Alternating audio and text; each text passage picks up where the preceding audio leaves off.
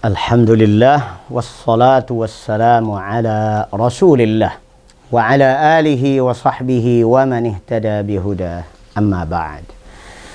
Melanjutkan kajian sebelumnya, dan kami sudah janjikan sebelumnya bahwa kita akan kaji bab man tabarraka bi syajaratin au hajarin wa nahwihima. Hukum bertabarruk pada pohon, bebatuan, atau sejenisnya. Kita pernah dengar ya, ada pohon keramat. Ya, pohon keramat. Atau kuburan keramat. Pohon ini bertuah atau batu. Ada batu bertuah. Batu ini sakti. Keramat. Memiliki karamat. Ini adalah keyakinan-keyakinan yang harus dibersihkan dari pikiran kita kaum muslimin. Jika kita muslim dan kita masih punya keyakinan seperti itu, Islam kita sebenarnya kosong. Artinya apa? Klaim kita sebagai muslim ini cuma KTP saja. Hakikatnya musyrik. Maka dari itu, mari kita ngaji tentang tabarruk. Tabarruk itu artinya meminta berkah atau ngalap berkah. Di antara makna berkah ini adalah khasiat. Kita mengambil batu dan meyakini ada khasiat pada batu ini. Kemudian kita datang juga ke sebuah pemandian. Kalau mandi dari air kolam ini nanti akan nampak bercahaya, glowing, nampak muda selalu dan tidak akan pernah tua. Ada juga yang meyakini bahwa kalau mandi di kolam ini atau di pincuran ini, nanti kita akan dapat banyak rezeki. Dan macam-macam lagi yang lainnya. Ini namanya tabarruk. Meyakini adanya khasiat. Barokah. Dalam bahasa syar'inya, barokah. Barokah itu datangnya dari Allah subhanahu wa ta'ala. Tapi kalau orang meyakini bahwasanya barokah atau khasiat, baik itu khasiat dalam pengobatan, khasiat sebagai sebuah kesaktian atau tenaga, energi, power, ya, kekuatan dari sebuah benda, magic, maka ini merupakan syirik kepada Allah Azza wa Jalla. Dalam menjelaskan kesyirikan bertabarruk pada pohon, pada bebatuan atau sejenisnya, Syekhul Islam Muhammad ibn Abdul Wahhab rahimahullah berdalil dengan dalil-dalil berikut ini. Yang pertama adalah dari firman Allah subhanahu wa ta'ala, A'udzu billahi minasy syaithanir rajim. Afara'aitumul Lata wal Uzza wa Manata tsalitsatal ukhra. Apakah kalian perhatikan Lata dan Uzza, juga Manat? Apa ini? Nama-nama apa ini? Lata, Uzza, Manat. Qala syarih rahimahullahu ta'ala, wa kanat al-Lat li Thaqif. Lat itu, Lata itu sebuah berhala yang dimiliki oleh Bani Thaqif. Wal Uzza, Al-Uzza adalah berhala yang diagungkan, dipertuhankan oleh kaum Quraisy dan Bani Kinanah. Sedangkan Manat adalah berhala yang dipuja, dipertuhankan oleh Bani Hilal. Wa qala Ibnu Hisham kanat li Hudzail wa Khuza'ah. Sebelumnya Manat itu adalah milik suku Hudzail dan Khuza'ah. Wa qala Ibnu Katsir, Al-Hafidz Ibnu Katsir rahimahullahu taala menjelaskan Allat kanat sakhratan bayda'a manqushatan 'alaiha baitut ta'ifi lahu astarun wa sadanatun wa hawlahu fina'un mu'azzamun 'inda ahli Taif wa hum Saqifun wa man tabi'aha yaftakhiruna bihi 'ala man 'adahum min ahya'il Arab ba'da Quraisy. Qala Ibnu Hisham, faba'atha Rasulullah sallallahu alaihi wasallam al-Mughirah ibn Syu'bah fahadamaha wa harraqaha bin nar. Al-Hafidz Ibnu Katsir rahimahullah menjelaskan bahwa Lata itu asalnya adalah sebuah batu karang yang putih. Batu putih. Diukir. Ya, diukir. Dan itu yang menjadi tempat pemukimannya orang-orang Taif. Tempat tersebut diberikan kelambu, ya. Kemudian ada penjaganya, dikasih teras, dan ini diagungkan. Tempat pemujaan ini diagungkan. Berarti ini batu, intinya ini makhluk sebenarnya batu. Cuma warnanya putih begitu ya, batunya putih. Ini di negeri Taif. Dan Banu Saqif serta para pengikutnya mereka sangat merasa bangga, membanggakan yang namanya Allat ini. Kalau ketemu dengan suku-suku lain berbangga, kami punya Lata. Ibnu Hisham rahimahullahu taala ahli sejarah, beliau mengatakan bahwa Rasulullah sallallahu alaihi wasallam kemudian mengutus Al-Mughirah ibn Syu'bah radhiyallahu an, pasukan yang dipimpin oleh Al-Mughirah ibn Syu'bah. Beliau dikirim oleh Rasulullah sallallahu alaihi wasallam untuk menghancurkannya. Nah, ini tentunya peninggalan sejarah masa lalu, masa jahiliyah. Ada juga penafsiran lain tentang Lata. Lata ini sebenarnya apa? Qala Ibnu Abbas, kana rajulan yaluttu as-sawiqa lil hajj, falamma mata akafu ala qabrih. ذكره البخاري قال ابن عباس كان يبيع السويق والسمن عند صخرة ويسلؤه عليها فلما مات ذلك الرجل عبد الثقيف تلك الصخرة إعظاما لصاحب السويق. Abdullah bin Abbas radhiyallahu an menambahkan penjelasan bahwa ini asalnya adalah ada orang yang dermawan. Orang biasa profesi sehari-harinya itu bikin dodol. Kue bernama sawiq di sana, ya.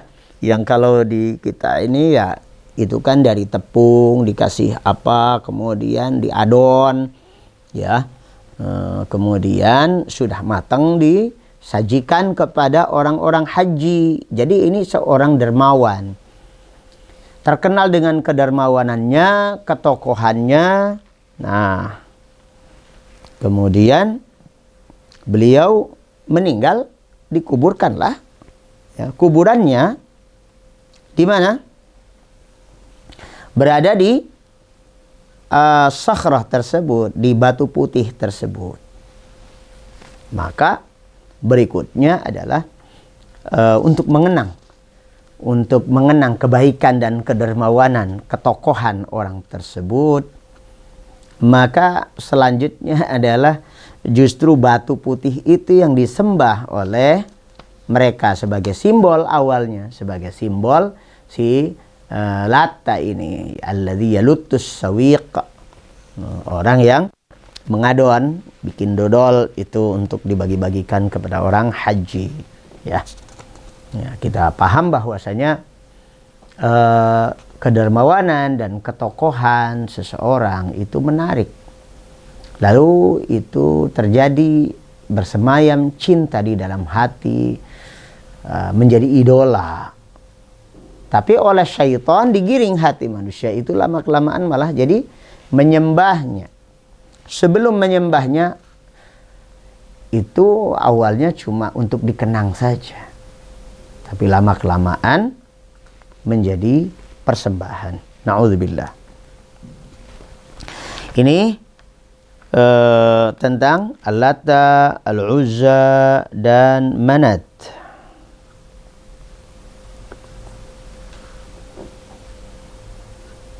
Al-Lata. Wa amma Al-Uzza, bagaimana halnya dengan Al-Uzza?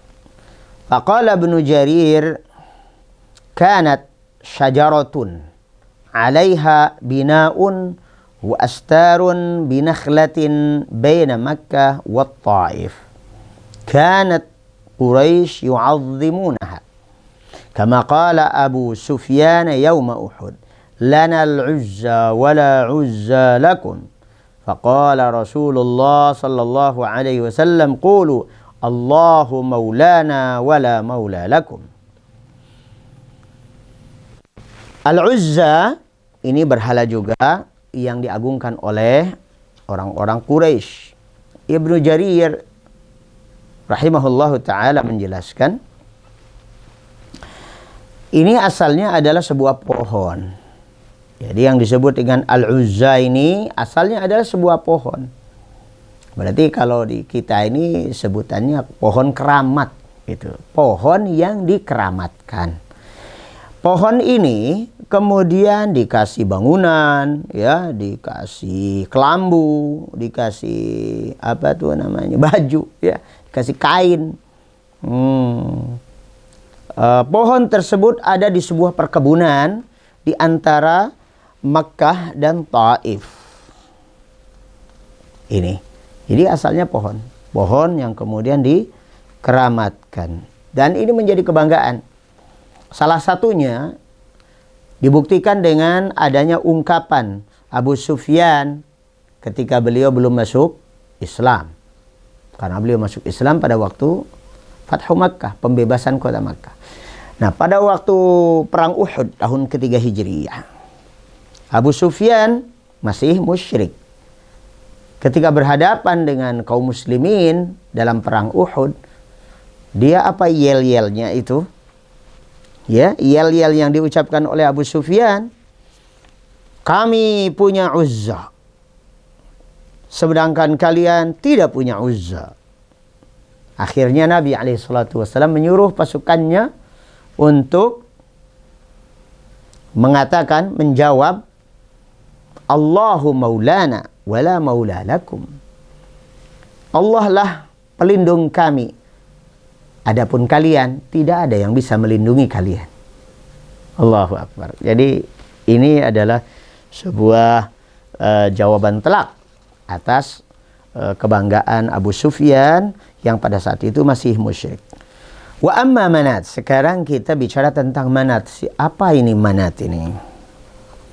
Wa amma Manat fakanat bil mushallali 'inda Qudaydin baina Makkah wal Madinah, wa kanat Khuza'ah wal Aus wal Khazraj yu'azzimunaha wa yuhilluna minha lil hajj, wa aslu ishtiqaqiha min ismillahil mannan, wa qila li kathrati ma yumna aw yuraqu 'indaha min ad-dima' litabarruki biha.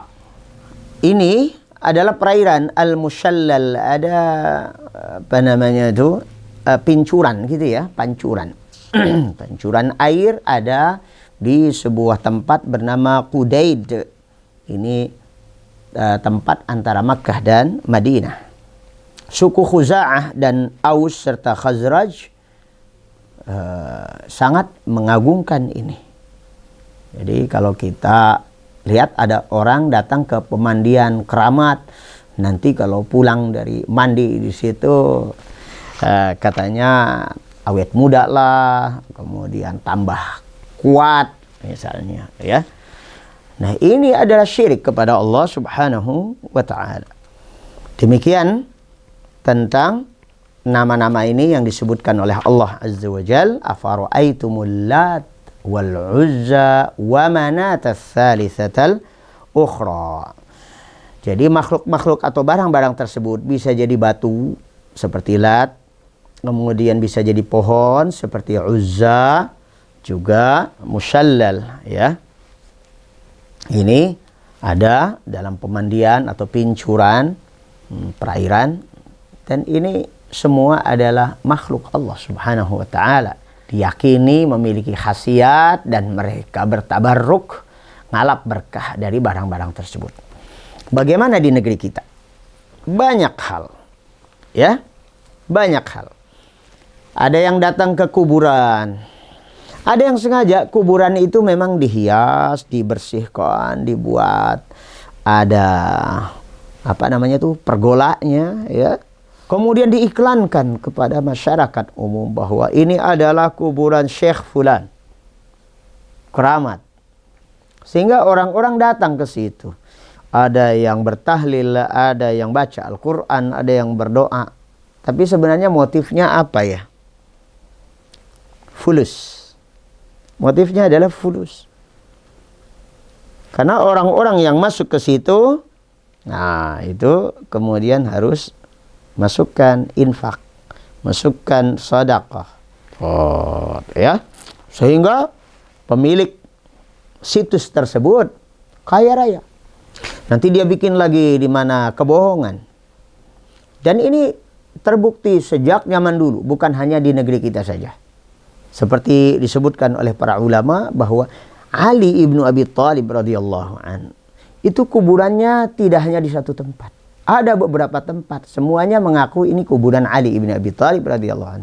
Emang Ali matinya berapa kali? Dan di mana sesungguhnya? Maka situs-situs makam yang kemudian didatangi oleh orang-orang untuk ziarah, mereka juga beristighatsah, mereka minta di situ, mohon berkah, ngalap berkah, diusap-usapnya dinding-dindingnya, nisannya dan sebagainya. Ya, kemudian dibawa pulang, diyakini bahwa ini akan mendatangkan membuat dagangan jadi laris dan sebagainya. Ini semua adalah syirik kepada Allah Azza wa Jalla. Mari kita ingatkan keluarga kita, handetolan kita, jangan sampai terjerumus pada keyakinan seperti ini. Na'udzubillah. Ini masalah tabarruk, ngalap berkah atau mencari berkah dari makhluk. Dalil yang kedua, an Abi Waqid Al-Laythi radhiyallahu an qala, kharajna ma'a Rasulillah sallallahu alaihi wasallam. Suatu kali kami pernah keluar dari Madinah bersama Rasulullah sallallahu alaihi wasallam ila Hunain. Ya.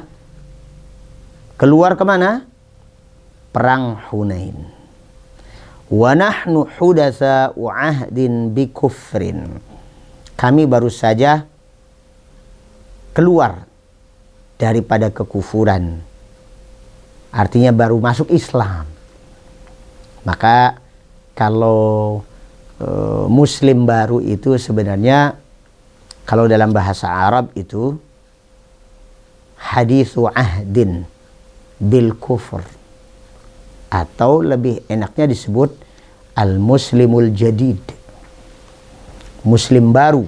Saya lebih suka menyebut new muslim atau al-muslimul jadid, muslim baru ya, dibandingkan disebut mu'allaf. Dan yang menyedihkan di negeri kita ini, setiap orang yang pernah memeluk agama selain Islam selalu disebut mu'allaf, sampai sudah belasan tahun jadi muslim masih terus disebut mu'allaf. Padahal yang disebut mu'allaf itu artinya dari Al-Qur'an itu, al-mu'allafati qulubuhum, orang-orang yang hatinya masih perlu diikat untuk memperkuat keislamannya, memperkuat keimanannya. Tapi banyak juga di antara mereka sebenarnya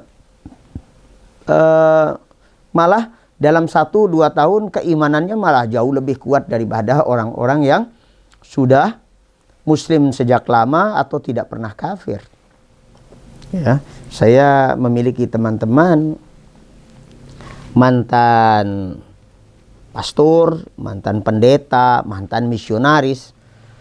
Justru mereka, Masya Allah, begitu gigih dan kokoh keimanannya. Mereka menghadapi berbagai macam tantangan, tetapi tetap kokoh di dalam Islam, tidak lumer dan tidak balik lagi kepada agama sebelumnya.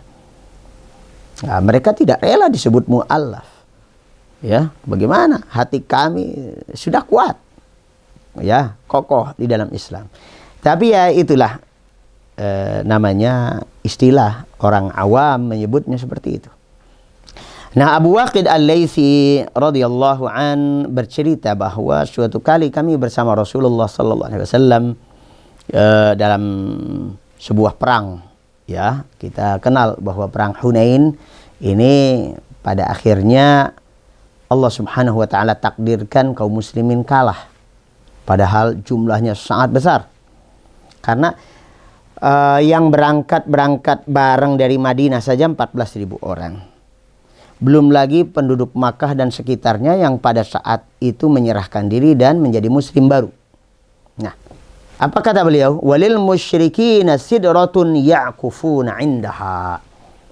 Orang-orang musyrik itu sudah biasa beriktikaf, ngalap berkah, berdoa atau baca mantra-mantra dan sebagainya, beristighatsah, minta berkah dari sidrah. Sidrah itu artinya pohon sidir. Pohon sidir, pohon yang mereka yakini ini diberkati. Tapi ini pohon. Intinya bahwa mereka meyakini adanya berkah dan khasiat dari pohon tersebut. Nah, singkat ceritanya, wa yanutuna biha aslihatahum. Orang-orang musyrikin juga terbiasa kalau mau perang itu senjatanya dikalungkan dulu di pohon tersebut, di ranting-ranting dan cabang-cabang pohon tersebut. Supaya apa? Supaya tedas, supaya sakti, supaya menang kalau perang. Yuqalu laha dzatu anwat. Pohon tersebut disebut dzatu anwat. Lalu bagaimana dengan kami, para new muslim, para muslim baru ini? Famararna bisidratin. Kami pun yang bersama Rasulullah sallallahu alaihi wasallam melewati sebuah pohon sidir juga. Faqulna ya Rasulullah. Kami orang-orang yang baru masuk Islam ini mengatakan, wahai Rasulullah, ij'al lana dzata anwat kama lahum dzatu anwat. Wahai Rasulullah, sebagaimana mereka punya pohon andalan yang disebut dzatu anwat, tolong dong bikinin, pilihkan ada pohon yang kami bisa ambil berkahnya. Gitu. Ini pernyataan orang yang baru masuk Islam. Karena memang ilmunya belum cukup dan keimanannya belum kuat. Faqala Rasulullah sallallahu alaihi wasallam, Allahu Akbar. Saking tersentaknya Nabi alaihi salatu wassalam mengucapkan Allahu Akbar. Innaha sanan. Ini nih budaya. As-sanan artinya budaya. Ini nih budaya nih. Qultum walladhi nafsi biyadih kama qalat Banu Israel li Musa. Kalian ini sudah mengatakan perkataan yang persis seperti halnya pengikut Nabi Musa alaihi salam. Emang apa yang dikatakan pengikut Nabi Musa alaihi salam, Bani Israel kepada Nabi Musa alaihi salam? Ij'al lana ilahan kama lahum alihatun. Qala innakum qaumun tajhalun. Allah Subhanahu wa taala berfirman tentang pernyataan mereka, kata pengikut Nabi Musa alaihissalam, wahai Musa, tolong dong bikinin kita satu Tuhan. Satu Tuhan aja. Artinya berhala yang bisa kami sembah sebagai representasi daripada Tuhan. Kan mereka banyak Tuhan tuh. Coba dong bikinin buat kita satu aja. Apa kata Nabi Musa alaihissalam? Qal innakum qaumun tajhalun. Kalian dasar bodoh. Jadi sebutan bodoh itu bukan berarti negatif, ya. Itu memang dalam Al-Qur'anul Karim pernyataan bahwasanya orang musyrik itu bodoh. Ya bodoh. Musyrik itu bodoh. Berarti lawannya orang yang bertauhid itu yang pintar. Qaumun tajhalun, kaum yang bodoh. Ini ditujukan kepada kaum musyrik. Mengapa disebut bodoh? Karena belum tahu kebenaran, belum tahu Islam. Makanya zaman sebelum Nabi alaihi salatu wassalam dinobatkan sebagai Nabi dan Rasul dan berdakwah di tengah-tengah manusia, ya, ilmu dari Allah belum tersalurkan kepada manusia pada saat itu. Manusia juga berperilaku seperti perilaku binatang, tidak ada arahan, maka zaman tersebut disebut zaman jahiliyah.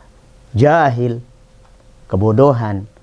Begitu Nabi SAW dapatkan wahyu, beliau dakwahkan, ajak manusia ke dalam tauhidullah, ajak manusia untuk menuntut ilmu, maka masuklah mereka ke dalam agama Allah, ke dalam Islam, tidak jahiliyah lagi.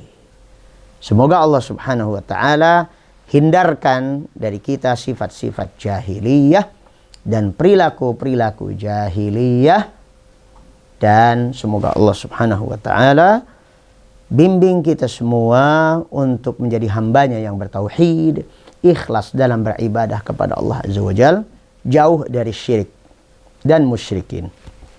Demikian kajian kita untuk kali ini. Kita bertemu kembali insyaallah pada episode yang akan datang. Subhanakallahumma wa bihamdik, asyhadu an la ilaha illa anta, astaghfiruka wa atubu ilaik. Assalamualaikum warahmatullahi wabarakatuh.